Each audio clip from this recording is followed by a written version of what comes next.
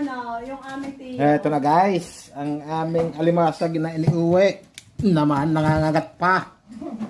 Bayo, buhay pa.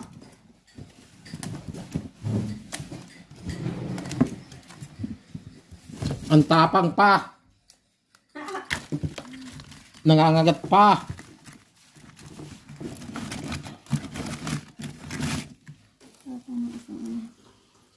Tapos guys, tinatanggalan na natin ang mga sungot na mga paa. Yan, oh. Tuyo namin ang red. Kinukuha na natin yung malalaki.